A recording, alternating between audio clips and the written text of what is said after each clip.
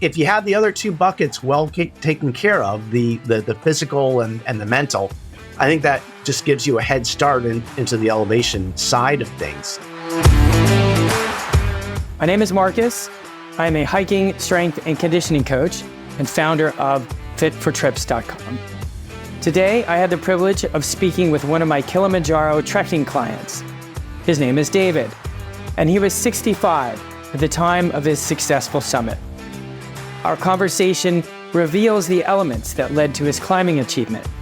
This was an honor and a pleasure for me. I'm grateful to receive David's endorsement. This is the Hike Strong podcast, and now, my friends, here is my conversation with David.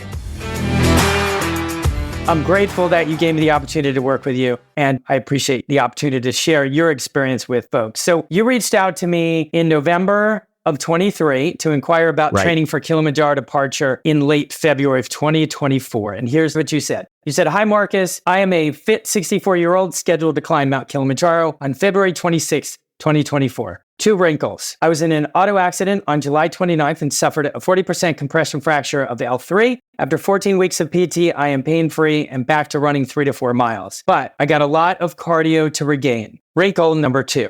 I'm relocating from Atlanta to London for work for a year on January 7th. So we'll lose access to my home exercise equipment, bike, and YMCA pole. Prior to my accident, I ran 10Ks and have done similar distance hiking in the past. I've never hiked at elevation, but still ski top of Vale and Breckenridge without any elevation issues.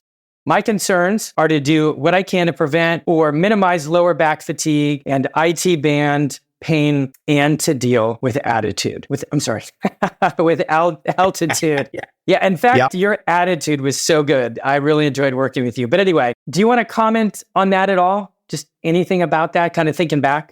Well, sure. And that does bring back a lot of memories. So a year ago, I got a call from my college roommate who said, "Hey, let's go climb Mount Kilimanjaro to celebrate our 65th birthdays." And without even thinking, I said, "Yes, when are we going?" And it was February of 2024. I didn't get serious about training for that until November. And unfortunately, last August, I was in that auto accident. And it was the first time I'd ever really had any kind of a significant injury. And so I was going into my Kilimanjaro training with a back that I had slowly rehabbed over a couple of months. But as I said, I had never climbed at elevation. And what that means is I had never climbed over 3,000 feet in my life. It turns out that the other 15 people on my trip had all climbed at 12,000 or higher. So that was a big unknown going into it.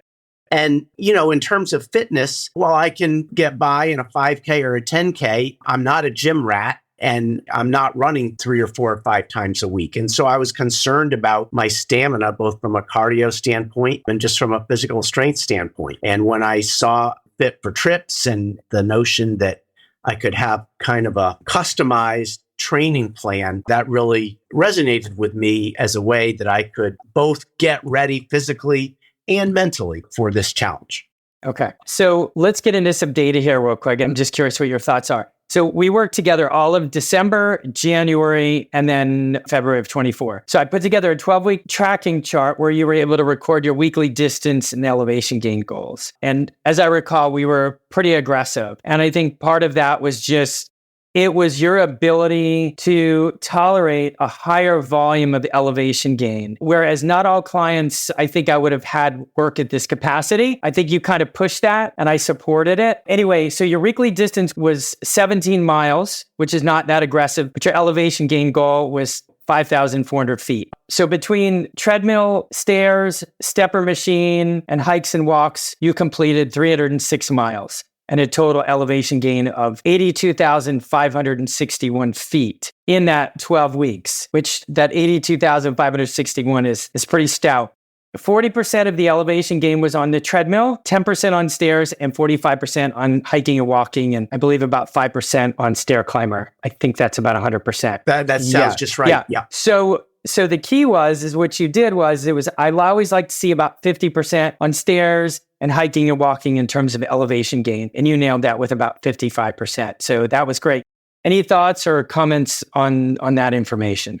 Yes. One thing that really appealed to me in your program was that you actually set 3 levels of goals for each week. There was, as I remember, a good and a better and a best. And I remember the first week, I barely got past the good level. And I thought, well, I can probably do better. And so I just decided I'm going to try to hit the best level, the highest level each week.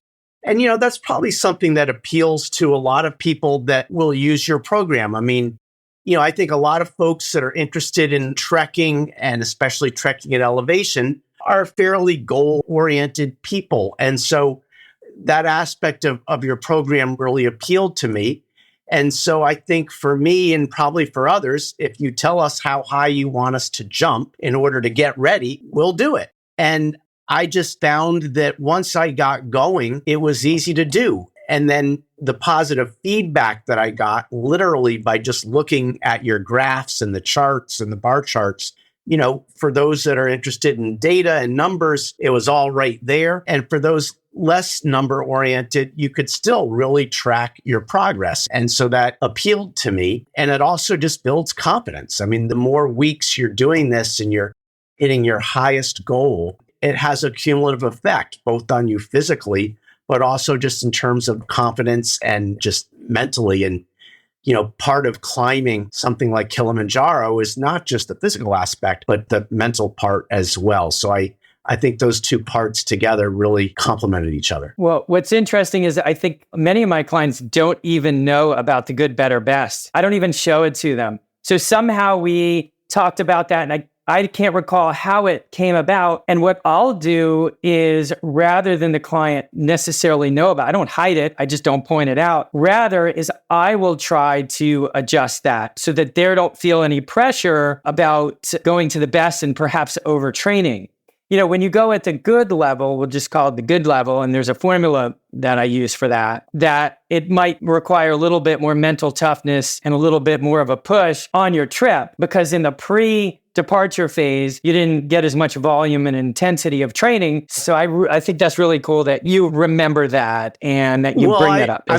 I know just enough to be dangerous when it comes to Excel spreadsheets, but I did discover those different levels. And I think for me, it was very motivational, because if you're able to work up to the best level and you consistently meet or exceed that too is just a confidence builder. And then I also liked being able to see over time how much of my mileage and especially my elevation was being accumulated from hiking versus the treadmill versus the stairs. And I think each of those activities are really important. I got that stair counter that you suggested on your website. And, I would go to a local park, Chastain Park. It only had about 40 steps. But if you do that for an hour, you can really get some good elevation. And it happened to be, kind of uneven steps, which I think is another important part of the whole training process, which is it's fine to be in the gym and it's fine to run, on concrete or on a trail. But some of the best prep for a trek like this is actually being on uneven ground and getting your elevation in that way. But mixing it up, the variety of it, I think was a key. And again, your program sort of, pointed me in that direction of trying to get my mileage and elevation in different ways. Yeah, very cool. So how did the program assist with your concerns? And can you share an anecdote illustrating how it helped on your trip? Yeah. So again, first I needed to know that my back and my back muscles could perform at the level that I needed it to. And there was a hike I did. As you mentioned, I moved from Atlanta to London, really in the middle of this training exercise. And that was a great collateral benefit of climbing Kilimanjaro. And your program was I traveled all over England on the weekends to go find different hiking opportunities. But there was a weekend, I want to say in late January, so maybe 2/3 of the way in, where I actually hiked 20 miles in one day and I got 4,800 feet of elevation gain. Now, people might say, well, how did you do that in England? Well, I went to the coast and there are these trails that go up and down the headlands right on the coast. And so, I mean, you would go from the sand right up to the headland and then back down. Being able to do that in one day, which again was driven in part by the program and the goal setting, was a real confidence builder. When I could get up the next day and go not repeat the 20 miles, I did about half of that. But when I could put together 20 miles and then a 10-mile day over the course of the weekend and my back was not barking at me, I knew that, I had met that first goal of the training, which is to be able to feel like my back was up for this. And then in terms of elevation, that was the big unknown, right? I mean, I had trained physically, I had prepared myself mentally, but when you go up to almost 20,000 feet like Kilimanjaro, the big unknown is elevation if you've never done it before. And again, I had no idea how I would do. It turned out that I had no problems at all, although I'm a big proponent of Diamox because I think that helped at the elevation. But if you have the other two buckets well taken care of, the physical and the mental, I think that just gives you a head start into the elevation side of things. And so again, knowing that I had met all these goals, that I had fulfilled what you asked of me as a client, gave me the sense that in return, I'm going to at least have not only the ability to climb Kilimanjaro, but to do it in a way that wasn't so physically taxing that all I did was survive. And I think that's sort of an under-discussed aspect of the training. First and foremost, you want to train so that you can achieve your goal, whatever that is from a climbing or a trekking standpoint. But second, and maybe just as important, you want to do it in a way that you don't ruin yourself physically so that you can actually enjoy the experience. Both of those objectives were definitely met by following the program. Okay, very cool. Thank you. Can you share an anecdote on your trip where you were surprised that you were able to do it that you think the program helped with, of course? Yeah. So for anybody who's climbed Kilimanjaro, you know how important the local guides are there. The Tanzanian people are incredibly friendly. One of our guides was a huge Bob Marley fan. And so he would try to teach me some of the lyrics to some of the songs in Tanzanian as we would work our way up over the 7 or 8 days. On summit night, everybody wakes up a bit nervous. We started out at midnight. You climb about 6 hours so that you're at the summit about 6 hours later, just at sunrise. By hour 5, we're a group of 16. Everybody was struggling. There were people throwing up, people with headaches. We were making progress, but things were a little bleak. And I kept waiting for the elevation to hit me. I kept waiting to be tired. I kept waiting for my back to start hurting. And none of that was happening.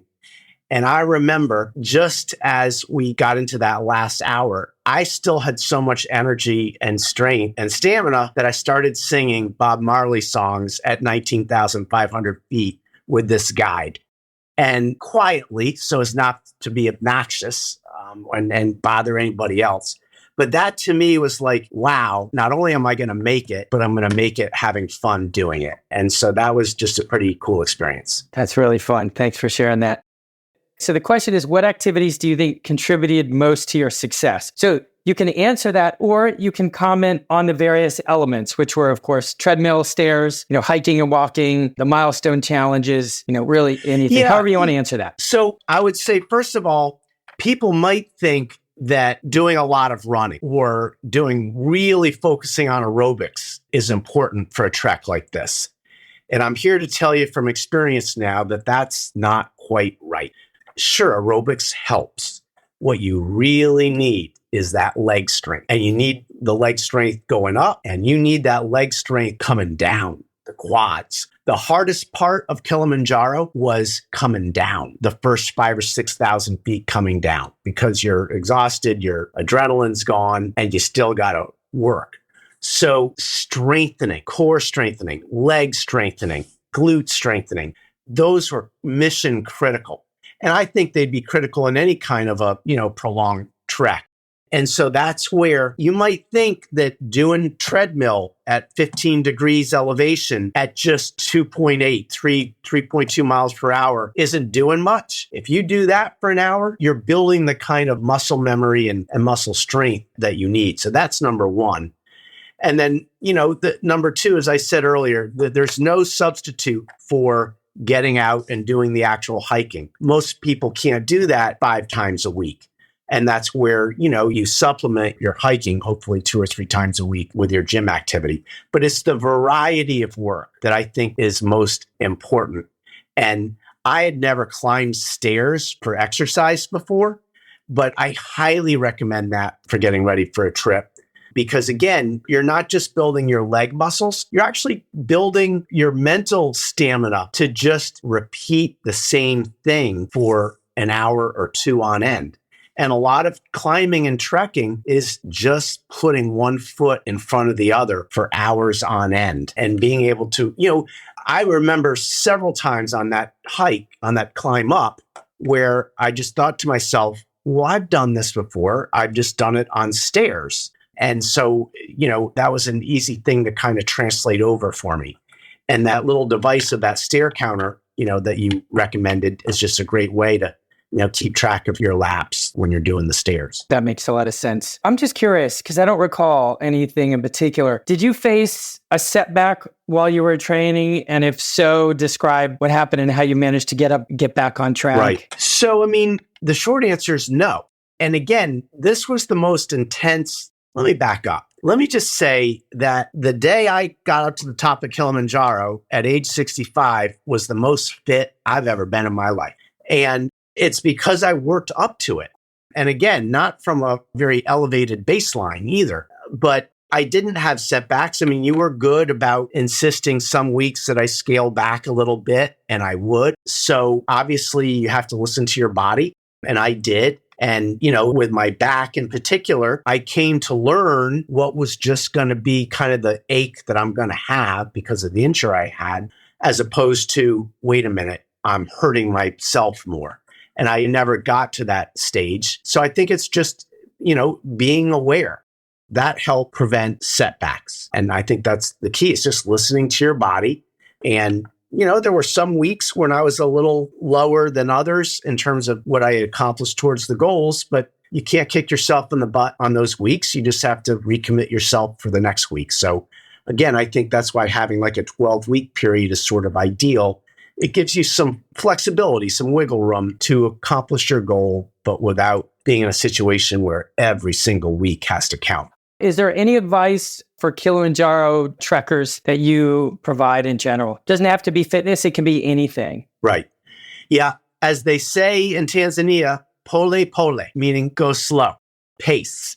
And that's probably true with most any trekking situation. And it's something that the hike leader told me one day. When you're with a group, again, I was with 16, as the group gets up higher, people tend to walk at different paces and speeds. And so it can kind of be like an accordion effect where you almost come to a stop because you're waiting for the person in front of you. And then a huge gap can open up and you're almost sprinting to get up there. What this guy taught me was never stop moving your feet forward, but go as slow as you need to so that you maintain a steady pace.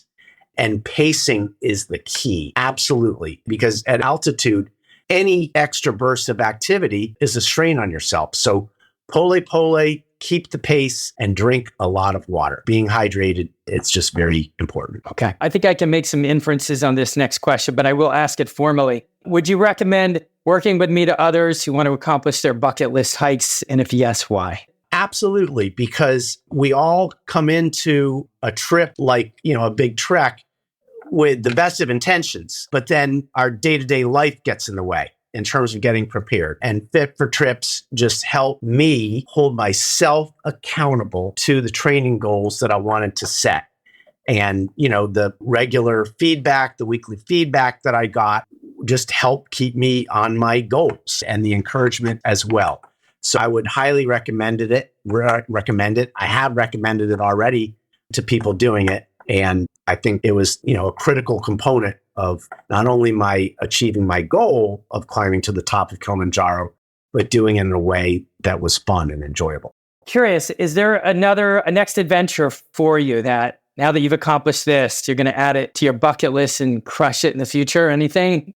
So we're narrowing the list down, but it's probably going to be something either in South America or perhaps climb up to the base camp of Everest. Yeah, that's great. That's an iconic one for sure, the Everspace Camp. Well, David, I'm so grateful that you gave me the chance to work with you. It was very enjoyable. It was very rewarding. I'm just so, I guess, proud to be a part of your team to successfully summiting Kilimanjaro. So thank you. I appreciate it, Mark. Yeah, absolutely. Thank you. All right. Well, great. Well, I hope we'll stay in touch, David. Thank you so much for your time. I appreciate it. All right. Yeah. Take care.